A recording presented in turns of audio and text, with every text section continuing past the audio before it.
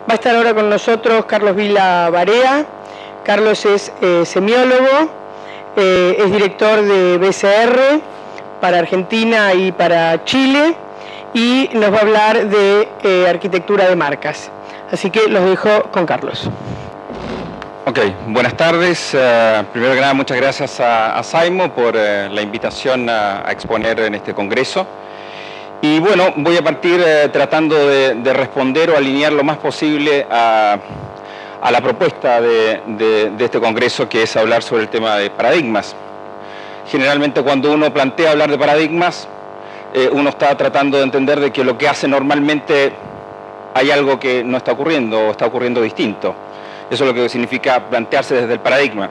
Es como cuando uno chico iba caminando por la calle, iba pasando cuadraditos y de repente se ponía a observar y se daba cuenta que no iba de a dos cuadraditos y cuando se fijaba le cambiaba el ritmo del paso. Bueno, eso es un espacio de conciencia y ese espacio de conciencia significa reflexionar y esa reflexión indica necesariamente que estamos aprendiendo y viendo cosas distintas. Eso es un poco lo que vamos a... Si esto funciona...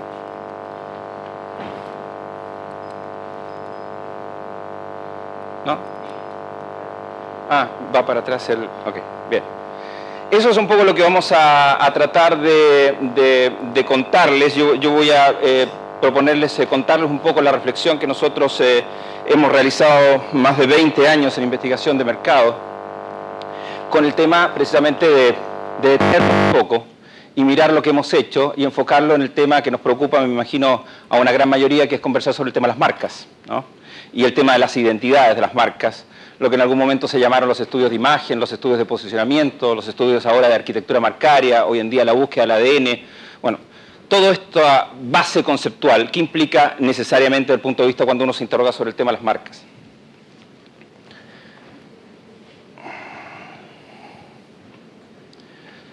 Voy a partir primero diciendo que, bueno, yo el año 86 inicio investigación de mercado en la Argentina. Tuve dos grandes privilegios en ese año. Primero, haberme iniciado con tal vez uno de los grandes investigadores de la Argentina, que es Carola Mejalenko, en el año 86. Y luego, el año 87, tuve la suerte de tener otro privilegio, que haber empezado a trabajar cuando se dio una coincidencia en la Universidad de Buenos Aires con el Liceo Verón. Y eso tiene que ver con un camino. La identidad tiene que ver generalmente con un camino. La identidad no es un listado de atributos y rasgos, sino que tiene que ver particularmente con ese recorrer. Y eso es un tema muy importante porque, y uno podría preguntarse en este momento, y tal vez alguno de ustedes se lo pregunta, y si no, por favor digan que sí, es, bueno, este tipo me vino a hablar de su biografía personal, en algún momento se meterá en el tema de arquitectura marcaria. Bueno, hacia ahí vamos, particularmente con el tema de la identidad. El punto es que nuestra identidad no es conversar sobre nosotros mismos y conversar con nosotros mismos, sino para poder conversar con nosotros mismos es porque hay un discurso que tiene que ver con los otros. Y este tema es muy importante porque finalmente cuando uno trabaja los temas de identidad, haciendo la analogía de las personas con el tema de las marcas, sabiendo que hay una diferencia fundamental, las marcas están acopladas a un funcionamiento de estrategias comerciales y nosotros las personas, por suerte, no estamos acoplados a estrategias comerciales. Y esa es una diferencia para saltar de que simplemente estamos haciendo una figura, una analogía entre identidad de lo que podemos entender en términos de sujeto, de lo que podemos entender en términos de marca.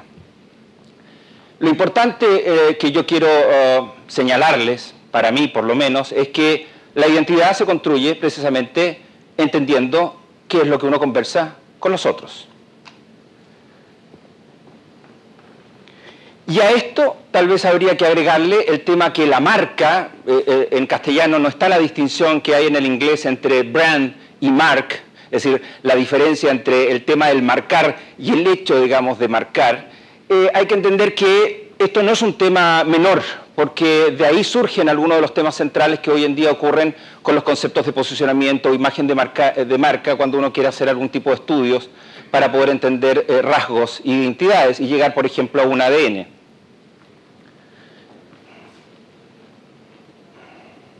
Entonces la marca tiene un peso conceptual que desvía ese sentido de identidad. Y eso tiene que ver con ciertos rasgos, digamos, asociados al tema marcario. que todos están marcados, valga la redundancia, por no tener la distinción del brand, a lo que significan cada uno de los elementos simbólicos que tienen que ver con el cuerpo, con las señales, etcétera, etcétera, ¿no? Esto no funciona, lamentablemente, muy rápido. Ahora, estos desvíos, por decirlo de alguna manera, complejizan los diagnósticos y las estrategias sobre un tema hoy en día fundamental que tiene que ver con la sustentabilidad. Nuestra pregunta hoy no es solo poder tener un diagnóstico sobre una marca, sino saber cómo una marca se hace sustentable en el tiempo.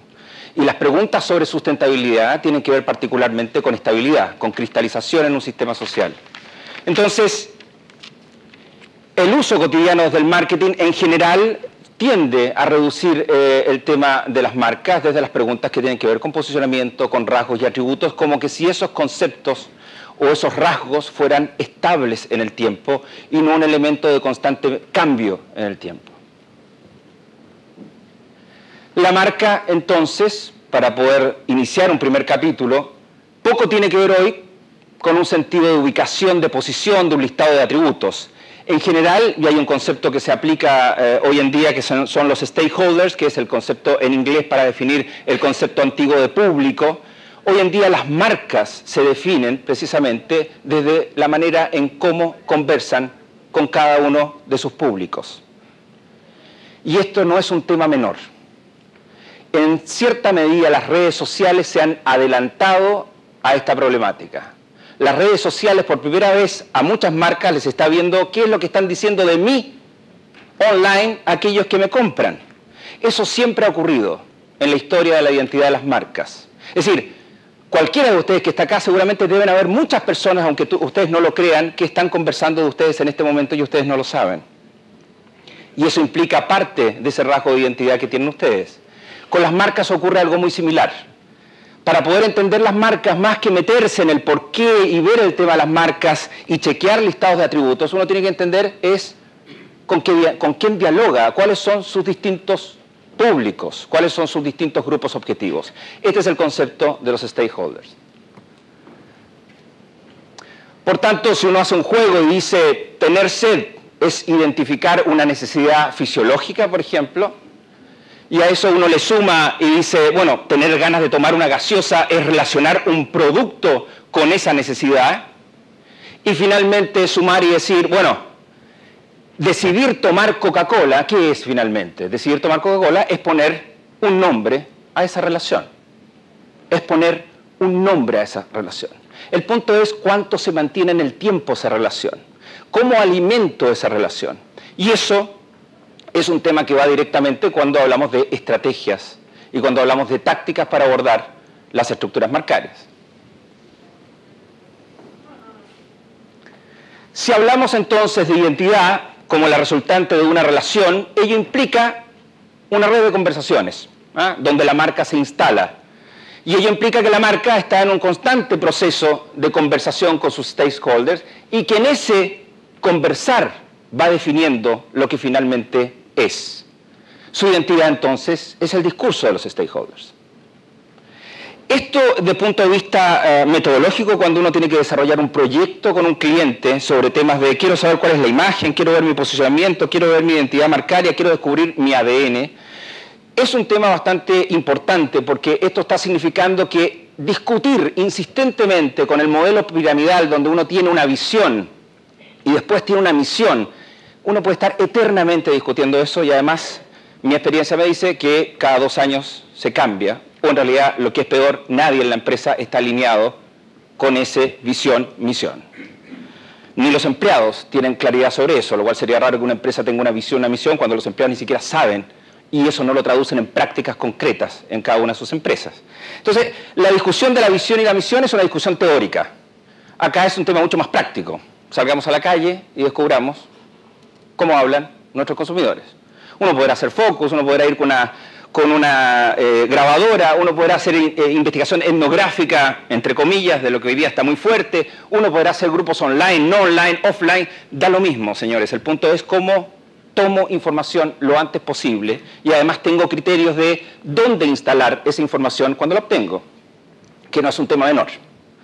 Recopilar y tener información en realidad es bastante simple. El punto es cómo la ordeno, cómo la organizo en una estructura que tiene que ver con un cliente que tiene determinados objetivos, donde muchos clientes se olvidan que uno también sabe algo, digamos, de lo que está ocurriendo. Ese es un punto que es interesante cuando uno se aproxima a esta definición de que su identidad es el discurso de los stakeholders. Si esto lo tratamos de encuadrar, yo les voy a presentar 6 principios básicos por los cuales me han servido a mí, lo cual significa simplemente eso, para guiar la mirada sobre entender la identidad de la marca. El primero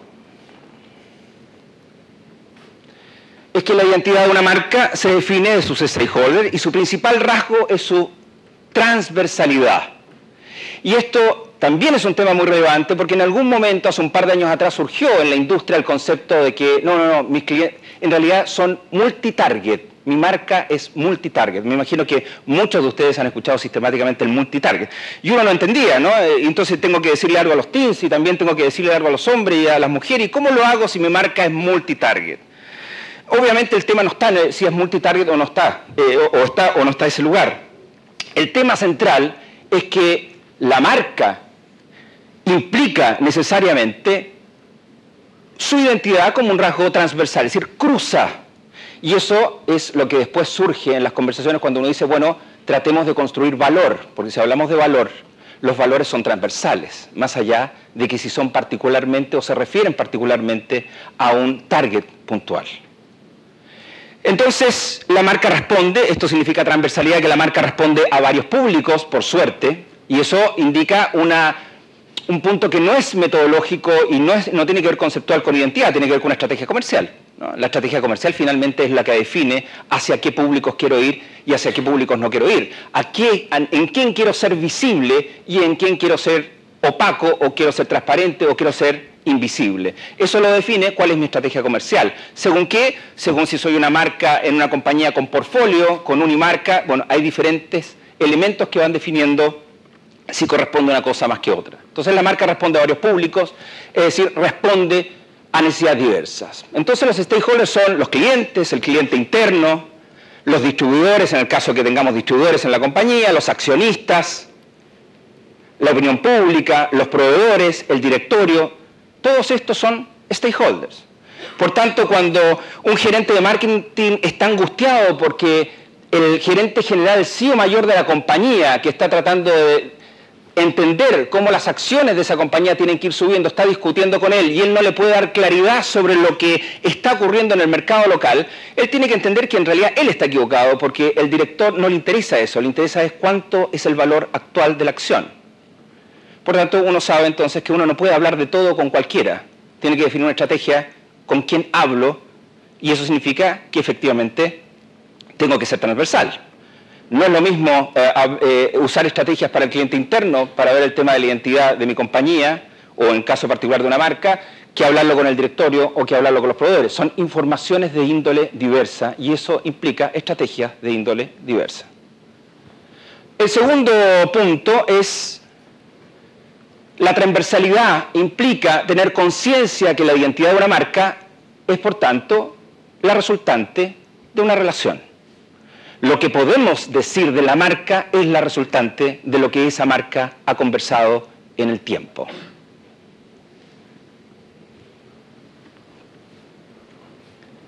Se inicia, por tanto, y se cierra con los otros siempre, y se gestiona con los otros. Es decir, siempre hace sinergia, más allá que cuando uno hace investigación lo que hace es que recorta, detiene el tiempo. Lo importante es darse cuenta, y esto es muy importante para las conclusiones de cualquier estudio, y cada uno de nosotros esto lo sabe perfectamente bien, es que cuando uno corta en el tiempo, está cortando en el tiempo.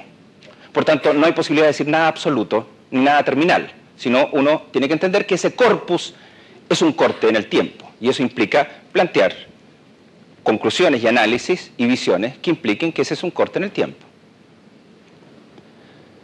Lo tercero es que cada relación de la cual estamos hablando tiene un territorio y cada uno responde a una unidad de negocio, que es lo que yo les decía recién.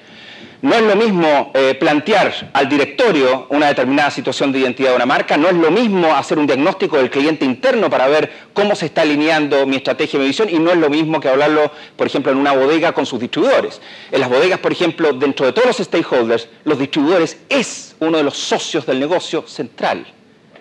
Por tanto, para una bodega, ese stakeholder es clave en el desarrollo de su negocio, incluso más que sus propios consumidores, en términos de acento. Siempre estamos hablando de acentos, no de excluir. Llegó la era digital, por tanto ahora todos... No, llegó la era digital y seguramente ocurrirán muchas cosas cuando llegó la televisión, la radio, y todo va sumando y va generando mutaciones, pero nada cambia por una cosa u otra. Es decir, esto tiene que ver con la rentabilidad en acción, que tiene que ver con la gestión que tiene la empresa y obviamente las ganancias proyectables, que es el tema de la sustentabilidad. El cuarto punto es que cada unidad de negocio tiene sus estrategias y tácticas que configuran un mapa, es decir, uno puede mapear y definir entonces cómo uno se va a mover.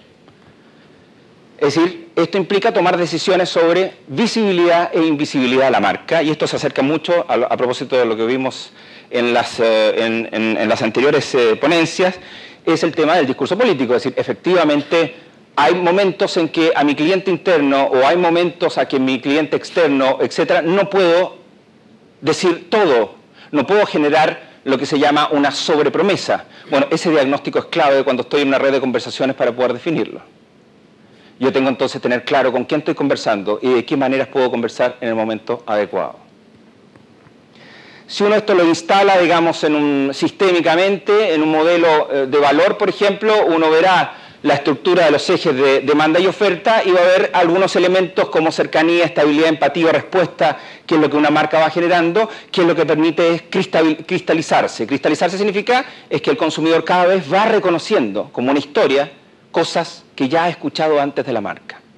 Cuando alguien puede repetir lo que antes se ha escuchado de la marca, puede contar una historia, también que hoy en día se usa mucho el famoso concepto del tell history, bueno, sin lugar a eso, eso simplemente tiene que ver con un sistema cognitivo, no tiene que ver con una teoría particular sobre las marcas, tiene que ver con que cada uno de nosotros recuerda, las cosas le son memorables en la medida que se vinculan.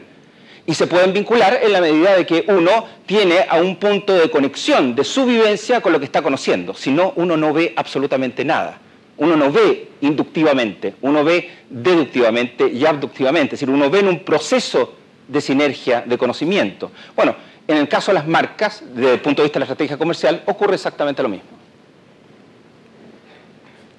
El quinto punto es que cada movimiento se planifica de acuerdo entonces a una agenda de trabajo que define los temas generales de la industria y particulares del mercado y singulares de la empresa, donde uno puede entonces saber cómo uno como marca, en este caso cómo uno como empresa también puede abordar las determinadas estrategias para consolidar, fortalecer o optimizar sus rasgos de identidad. Y si uno arma un modelo de agenda en una imagen corporativa, que es lo que está en ese triángulo inicial, uno va a ver más o menos que en un modelo de imagen corporativa ingresan 4 dimensiones que son claves para decidir, que es lo que ocurre con mi empresa o con mis marcas en la agenda país, en la agenda pública, la agenda privada y la agenda de mercado. Ahí están puestos algunos ejemplos de una industria en particular que no tiene importancia mencionar, pero lo importante es que cada uno de esos implica que yo tengo que evaluar dónde estoy con mis stakeholders y de esa manera definir mis estrategias. Obviamente para muchas marcas y para muchas compañías, sí, no te preocupes, estás preocupado que me voy a caer en cualquier momento. No, porque... Ah, ¿esto cede? Sí. Ah, bueno, me lo dice ahora, gracias. Dice que cede esta parte de acá, bien. Entonces vamos a movernos hacia el otro. ¿Acá cede también esta zona, no? Todo el cordón de periferia, bien. Entonces, lo importante de acá es que todos son acentos que uno tiene que evaluar, y eso significa una cosa esencial. No todas las marcas y todas las identidades se relacionan de la misma manera con todos los stakeholders. Y el último punto es la agenda permite visualizar las acciones de la marca en un mapa de relaciones y eso hace entonces generar un modelo, ¿no? ¿Qué implica el modelo? ¿De qué se quiere hablar? ¿De qué se debe hablar? ¿De qué temas se quiere instalar? ¿Con qué modalidades se quiere abordar lo que uno va a decir? Profundicemos 5 minutos en eso. Un modelo, que es el modelo que, no es que es el modelo que nosotros usamos, este es un modelo, los modelos valen poco, lo que valen son la posición paradigmática, digamos, desde donde uno está instalado para observar y obviamente si uno tiene un cliente, la suerte de tener un cliente que puede conversar con él también para generar esa dinámica que va a hacer que ese sea emerja un modelo realmente importante. Cuando emerge un modelo importante no es porque nosotros seamos particularmente muy interesantes o el cliente sea muy brillante, sino porque hemos podido conversar. Es decir, tanto cliente como yo nos sentimos cómodos en la conversación y empezamos a encontrar todo interesante. Cada cosa que cada uno dice es increíble. Eso no tiene que ver necesariamente con un tema empírico, eso tiene que ver con una realidad cognitiva de empatía de lo que nosotros somos, que somos mamíferos. Tan simple como eso. Entonces, cuando uno habla de un modelo, habla, por lo menos nosotros hablamos de cultural, arquetípico, transaccional, son los criterios. Cuando hablamos de lo cultural tiene que ver cómo las marcas y sus representaciones, su imagen, su historia, sus vínculos, sus orígenes, es lo que yo puedo entender de ella. Cuando hablo de lo transaccional, hablo directamente de la relación contractual que tienen las marcas, que es la oferta y la demanda. Y cuando hablo del arquetipo, hablo de la marca y su sombra, que es lo que menos se trabaja en estas leyes. Yo voy a explicar que es un concepto tomado de Jung, digamos, un psiquiatra suizo, para entender el tema de la sombra. Si entramos entonces a esto, bueno, está lo cultural, todo lo que tiene que ver obviamente con la imagen, posicionamiento, todo lo demás, transaccional con el tema de oferta y demanda, y el arquetipo. Vamos a cada una de ellas. Lo cultural responde a las preguntas sobre la historia de la marca, su vínculo social, su reputación, su inserción en el mercado, su posición en la categoría. Hay un tema acá que es muy importante. En todos los rankings que hay en la Argentina en los últimos 13 años de reputación, no hay empresas de servicio en la Argentina, a diferencia de la región. Solo hay empresas de producto de consumo masivo. No es un dato menor para la Argentina saber que no hay empresas en el área de servicio que lideren el ranking de reputación, sino que ocupan los últimos lugares de reputación. Lo que ocupan los lugares de reputación son la Serenísima, por ejemplo, un producto de consumo masivo. No el banco X ni la empresa tanto, que tiene un servicio X, esos no están. Eso habla de cómo estamos conversando en algunas áreas, no todos nosotros, sino cómo está conversando el mercado sobre determinados temas, ¿no? Por tanto, ese es un tema interesante de analizar en el plano de análisis de la Argentina, y me atrevería a decir que esto es más de 15 años, pero digo 12 para que alguien no me mande ninguna carta de intimación. Entonces, hoy las redes sociales son claves en la construcción cultural de la identidad de las marcas. Las redes de conversación en online despliegan el campo semántico, definen. Y eso es lo que les decía hace un rato atrás. Hoy en día las redes sociales, nosotros tenemos un área que trabajamos en la semantización de redes sociales, por ejemplo, que significa poder entender las bases argumentativas que están teniendo los distintos sujetos que participan en redes sociales sobre temas culturales en general aplicados a medios de comunicación, por ejemplo. Bueno, ese no es un tema simplemente básico, sino que implica necesariamente la posibilidad de poder entender cómo hoy en día tenemos una herramienta bastante interesante, no porque sustituya a otra, sino porque nos permite entender esa inmediatez que siempre ha estado antes, pero que nunca la vimos. Ese es el punto clave. La dimensión de cultural es el lugar entonces donde la marca se interroga desde el valor agregado y donde despliega los lineamientos emocionales de identidad. Y nadie va a negar que Quilmes, por poner un ejemplo, tiene un vínculo de stakeholders en la parte cultural extraordinario, digamos. Es decir, el vínculo emocional, y permite entender por qué cuando Quilmes es comprado, finalmente no genera lo que uno podría haber pensado que iba a generar en términos de movimiento de la industria, digamos. Si no, acá hay varios que conocen el tema, podrán desmentirlo o no, pero Quilmes tiene esa particularidad de ese vínculo emocional, ¿no? Sabiendo nuevamente que el vínculo emocional tiene que ver con la estrategia comercial, ¿no? Porque uno empieza a engancharse con que las marcas y uno tiene que emocionarse con las marcas. Eso es uno de los fenómenos que está cambiando fuertemente los mercados. La Serenísima nadie va a discutir, además primero en reputación por muchos años. Coca-Cola desde ya, yo me recuerdo en los tiempos de complejidad, nadie asaltaba un local de Coca-Cola y sin embargo asaltaban los locales de McDonald's. Eso no es un tema menor para analizar qué es lo que ocurre ahí. Y la transaccional responde a la promesa de producto, se define desde el lugar de diferenciación competitiva con los otros players, y en la dimensión transaccional por esencia, digamos. Aquí es donde la marca conversa en términos de aquellos elementos que son diferenciales. Voy un poco más rápido porque me quedan minuto y medio. Acá hay mapas, por ejemplo, a mí siempre me ha gustado mucho Cafferer, que es un interesante analista del tema de marcas en el mundo, y acá tiene análisis con algunas teorías que él tiene sobre la fidelidad y la sensibilidad en la estructura de las marcas para poder ver cómo las categorías cambian, y en la medida que uno se da cuenta de eso, comete menos errores, porque de repente uno quiere estar instalado en determinadas categorías con determinados vínculos que no va a ocurrir. aunque uno gaste toda la inversión posible, o todo lo contrario. Si uno no tiene la red de distribución, no va a poder avanzar sobre ese proyecto. Y esos son límites que uno tiene que conocer cuando uno está definiendo identidad. Y arquetipo es lo que yo les decía, es el tema de la sombra. Las petroleras, todo el mundo, las categorías de la alimentación, sin lugar a dudas, están instaladas hoy día en la esencia de lo que es la sombra y tienen que cuidar sobre eso, ni hablar de ejemplos puntuales de lo que puede ser Shell y cómo ellos lo han podido, digamos, neutralizar más, neutralizar menos, pero ellos están instalados en un tema de alta complejidad. Lo mismo McDonald's, sin embargo, ya McDonald's a principios de los 2000, cuando tuvo la crisis que además nosotros llevamos en su momento, hoy en día McDonald's ha podido revertir de una manera extraordinaria precisamente su componente de sombra, cuando se dio cuenta que vendía alimentación, no vendía hamburguesas. Y ese es un tema también interesante. Hay ciertos modelos que también uno puede ver, siguiendo con Cafferer, digamos, para poder entender los rasgos que arman esta identidad. Entonces, la mirada hoy de las marcas se despliega para nosotros en 3 puntos de vista. El primero, esta capacidad de flexibilizar, es decir, darse cuenta que hoy que el consumidor es transversal y hay un elemento que tarde o temprano va a llegar a la Argentina, como está llegando en todas partes, que es la democratización del lujo. Y la democratización del lujo significa que los segmentos medios y populares no están comprando algo por aspiracionalidad, por ver algo, no, es porque les gusta y porque tienen acceso para comprarlo. Y eso cambia de una manera importante la manera con que trabajamos el tema de los grupos socioeconómicos o de los niveles socioeconómicos. El segundo punto es que los procesos de construcción de identidad pertenecen a una ecología. Una ecología significa que hay redes de conversación particular en determinadas industrias que no son equivalentes a otras industrias y que la investigación, sin lugar a duda, siempre la ha tenido y creo que hoy en día cada vez más tiene una responsabilidad, y la responsabilidad es no ser evaluativa. No es que uno hace trabajos para evaluar y decirle al otro te equivocaste o lo hiciste bien, sino que precisa y permite aproximar mejor, porque uno aporta un espacio para poder entender la dinámica de cómo esos discursos y agendas sociales y el negocio se mueven. Como un dibujo de Escher, un diseñador, dibujante holandés del siglo pasado, es esto, ¿no? Es lo que nosotros vemos de ese dragón estabilizado, es esa cristalización, ese corpus que hacemos cuando vemos una identidad.